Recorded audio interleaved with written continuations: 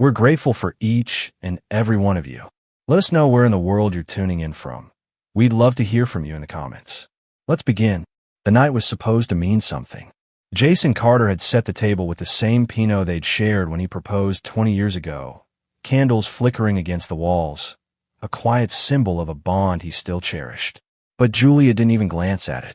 She tossed her tote bag on a chair like it was just another Thursday night. "Don't wait up," she said casually, adjusting the strap of her silk blouse, one Jason hadn't seen before.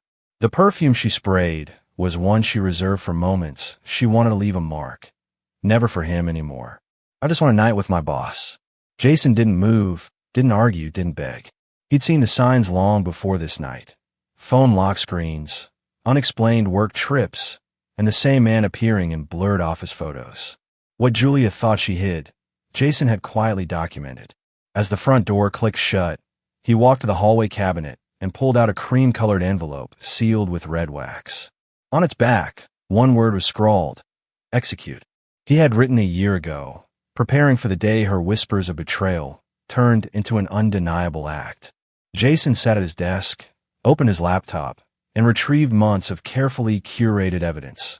Hotel receipts that didn't match her claimed destinations, emails sent from their home Wi-Fi, late-night texts to a man named Michael. He wasn't just dealing with an affair. He was dealing with a pattern.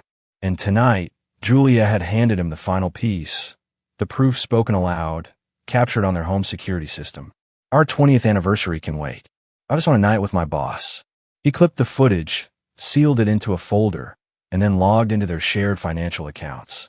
One by one, he cut her off. Credit cards revoked, investment withdrawals frozen, passwords changed. By the time she clinked glasses with Michael downtown, Julia no longer had access to the wealth she thought she controlled. But Jason wasn't finished. He knew Julia's boss had far more to lose than she realized. Carefully, he zipped the evidence into a folder tag with her employee ID and sent it to the one man who wouldn't tolerate risk, the company's CEO. Jason leaned back in his chair, the candlelight downstairs burning out. His plan wasn't built on rage. It was built on patience, silence, and precision. Julia thought she was playing a dangerous game. She hadn't realized Jason had been playing his own far longer. And for the first time in months, Jason allowed himself the smallest of smiles. Not because he was happy, but because the storm he had prepared for was finally breaking. Julia Carter walked in her office on Monday morning with the same strut she always carried, the cream blazer, silk scarf, and polished heels Jason had given her last Christmas. She radiated the confidence of a woman who believed she owned every room she entered. Yet something small, almost imperceptible, fell off. Her keycard flickered red before finally turning green. She frowned at it, brushing it off as a glitch, but when she stepped into the lobby, she noticed a shift. The receptionist barely looked up. Colleagues who usually greeted her with warm nods avoided her eyes. It was subtle, but it gnawed at her instincts. By 11 a.m., her Outlook pinged with a meeting invite. 3 p.m., urgent internal review. CEO legal compliance. Mandatory. No context. No agenda. Just authority written in bold. Julia's gut twisted, but she shoved the thought away, dialing Michael's number. He didn't pick up. She sent a quick text. "Everything okay?" No reply. For the first time in years, she felt powerless. Still, she painted on her usual smile, convinced she could charm her way through whatever came her way. What Julia didn't know was that Jason's evidence had already landed on the CEO's desk, neatly collated and impossible to dismiss. While Julia's day unraveled in silence, Jason's morning was remarkably calm. He brewed his black coffee, opened the blinds to let in the soft morning light, and sat at his desk reviewing a list of tasks. Step 1. Remove Julia's name from their joint credit cards. Step 2. Lock all brokerage withdrawals. Step 3. Invoke Clause 7B of their postnuptial agreement. Automatic forfeiture of assets upon confirmed infidelity. His attorney, Walter, didn't need much explanation. When Jason called, all he said was, "Clause 7B has been triggered." Walter replied, "Understood. I'll draft the notices. Expect confirmation in 48 hours. Jason didn't smile, didn't gloat. For him, this wasn't about spectacle. It was about reclaiming dignity. Julia had mistaken his silence for weakness. She didn't realize silence could also mean strategy. Back at the office, Julia's carefully constructed facade began to crack. At 2:59 p.m., she entered the glass-walled conference room.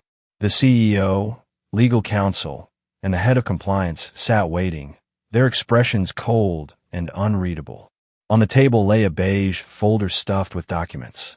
As she took her seat, she caught a glimpse of the first page, her and Michael, too close together at a holiday party. Beneath it, email headers, hotel receipts, reimbursement requests that didn't align with client projects. Her throat went dry. The compliance officer slid a contract across the table, her own signature glaring up at her. Clause 14F, he said evenly. Were you aware that undisclosed personal relationships with direct supervisors are a violation of corporate policy? Julia stammered. I didn't think it wasn't. The CEO cut her off, his voice steady but sharp. Do you know what's worse than fraud, Julia? Risk. You're a risk we didn't vet. And your husband has just provided our compliance partner with every piece of evidence tying your personal misconduct to federally supervised accounts. Do you understand what that means? Her mind spun. Husband, Jason, the quiet man she dismissed as predictable. He had been behind this. He had curated everything, every late-night email, every hotel charge. Her pulse quickened as the CEO snapped the folder shut. This isn't about your marriage anymore, he said, leaning forward. This is about what you cost us. Effective immediately, you were placed on leave pending termination review. Julia's ears rang. She wanted to argue, to claw her way back with excuses, but the evidence was overwhelming. She had no foothold, no allies in the room. Even her assistant avoided eye contact when Julia returned to her office. By the time she packed her purse, 2 security officers were waiting outside. One held an envelope. The other extended a hand. Badge and phone, please. Humiliation pressed down on her as she walked through the open floor. No one looked at her. No whispered sympathy. Just silence. Her reputation had dissolved in less than an hour. That evening, Julia drove home, her heels clicking across the porch she once decorated with flowers. But when she slid her key into the lock, it didn't fit. She tried again. Nothing. Panic pricked her chest as she noticed a laminated note taped dead center on the door. For legal matters, please contact Morris & Bell. Her stomach dropped. Jason had changed the locks, legally. She peered through the window and spotted a white envelope on the kitchen counter. His block handwriting was unmistakable. Please refer to Section 4 of our post-nup. You triggered it. She sank onto the front steps, blazer wrinkling, hair falling loose. She remembered signing that clause, laughing as Jason calmly said, It'll never matter. We trust each other, right? She signed because she never believed he'd enforce it. Now, she realized how wrong she'd been. Her phone buzzed in her lap. A text from Jason. All further communication should go through counsel. Do not contact me directly. Julia's hand shook as she tried calling her parents. Mom, Dad, can we talk? Her mother's voice was cold, rehearsed. We receive a letter explaining everything. Julia, call your lawyer. The line went dead. For the first time in her career-driven life, Julia Carter was utterly alone. Julia woke the next morning in a small rented apartment that still smelled faintly of fresh paint and plaster. She hadn't unpacked much, just a suitcase in the corner, a few dresses hung carelessly in the closet, and her work laptop on the kitchen counter. She hadn't eaten since yesterday, her stomach twisted tight with anxiety. Her phone buzzed with new emails, each one a blow sharper than the last. The HR portal notification read, Access revoked.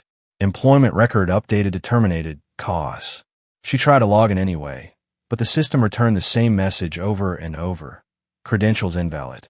Julia had lived her entire adult life with power at her fingertips. Her phone filled with contacts, invitations to elite events, and instant access to money whenever she wanted. Now, everything slipped away like sand through her fingers. She dialed 5 different attorneys. 2 never returned her call. 1 politely declined. Another laughed. The last one spoke bluntly. You're toxic now, Ms. Carter. No firm will risk its reputation representing you. The rejection stung more than the termination. For years, she had told herself she was irreplaceable, a woman who could bend any room to her will. But influence vanished quickly when reputation collapsed. Across town, Jason sat in the quiet of their backyard, sipping black coffee from his chipped ceramic mug.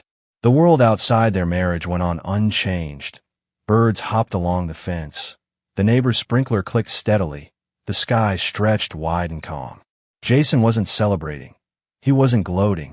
He simply existed, steady and silent, like the engine he'd once rebuilt in his garage, a machine that never faltered because every part was carefully chosen, every detail precise.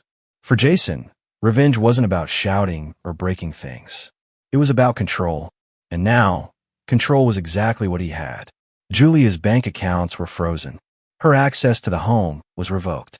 The company she prized above everything else had shut its doors on her. All the while, Jason hadn't raised his voice once. By mid-morning, Julia's phone rang. She lunged for it, desperate for a lifeline. The caller ID was unknown, but she answered anyway. "Miss Carter," a crisp voice said. It was Mr. Hansen, the CEO himself. "I'm calling to verify the timeline of your recent activities and communications with direct supervisors. Can you confirm when these actions occurred?" Her throat tightened. It wasn't a conversation. It was an interrogation, a record. Every word she spoke could be used against her. I don't recall exact dates," she stammered, her voice thin. "That's unfortunate," Hansen replied flatly, "because your husband's documentation leaves little ambiguity." The call ended abruptly. Julia dropped the phone onto the counter, her hands trembling. The man who once looked at her like a rising star now treated her like a liability. She wanted to scream, to demand Michael fix this, to beg Jason for mercy, but none of them were reachable. Michael's number was disconnected. Jason had blocked her. Even her parents had turned cold. Later that afternoon, a delivery man knocked on her apartment door, holding a cardboard box. "Signature, please," he said mechanically. She scribbled her name and carried the box inside, her arms shaking under its weight. Inside, her former life lay stripped down to items on a checklist: company laptop, notebooks, ID badge, reimbursement receipts. At the bottom, typed in bold, were the words, "Health benefits terminated effective immediately." Julia stared at the pile of corporate remnants, her reflection ghosted in the dark window behind them. She looked unrecognizable, hair unkempt, eyes rimmed red. The confident professional reduced to a woman sitting cross-legged on the hardwood floor, hugging her knees for warmth. Her phone buzzed again, this time with a single-line email from the CEO. "This isn't about your husband. It's about what you cost us." The message cut deeper than any accusation Jason could have made. This wasn't about love lost or vows broken. This was about the destruction of her reputation, her career, her future. Jason, meanwhile, moved with quiet efficiency. He signed documents with Walter, his attorney, ensuring the house remained solely his. He transferred savings into protected accounts. He spoke to Mark, the compliance auditor, confirming that the company's inquiry was proceeding faster than expected. He didn't need to text Julia. He didn't need to send threats or reminders. The silence was its own weapon, echoing louder than anger ever could. When Walter confirmed the locks on the marital home were now legally enforced, Jason nodded once. "Good," he said simply. His tone wasn't vengeful. It was steady, resolute, final. As night fell, Julia sat at her kitchen table staring at her silent phone. She had written an email to Jason hours earlier, pleading for a chance to explain, reminding him of their anniversaries, vacations, the home they had built together. The reply came instantly, not from Jason, but from his attorney. "Miss Carter, all future inquiries should be directed through our office. Any direct contact with Mr. Carter will be recorded as harassment." Her chest tightened as the truth finally settled in. Jason wasn't going to yell, wasn't going to argue, wasn't going to let her cry her way back into his good graces. He had already shut every door she once thought she could push open. For the first time since this nightmare began, Julia realized she had no power left. No career, no money, no allies, and no husband waiting to forgive her. Jason had dismantled her world piece by piece, leaving her with nothing but silence and the bitter echo of her own choices. Wednesday morning arrived gray and heavy. Julia hadn't slept. She sat cross-legged on the hardwood floor of her apartment, her hair tangled, her face pale from exhaustion. The box of company property still sat, unopened in the corner, a physical reminder of everything she had lost. She kept refreshing her email, hoping for some miracle message to undo what had been done. Nothing came, only silence. At 7:58 a.m., an emergency board meeting was called across town. Jason wasn't there, of course, but his presence lingered in every page of evidence the CEO held in his hands. The board members reviewed the documents, emails, expense reports, hotel bills, all cross-referenced and time-stamped. The verdict was unanimous. Full termination, all benefits canceled, all stock options voided. Julia's name was erased from the directory by 9:12 a.m. By 10 a.m., her employee profile was marked terminated cause. Back in her apartment, Julia tried calling lawyers again. She begged, offered promises, but the answer was the same. No representation. Too much risk. Even her closest friends avoided her calls. She was toxic now, a name no one wanted linked to theirs. The doorbell rang around noon. Julia leapt up, hope flooding her chest. Maybe Jason had come. Maybe her parents had reconsidered.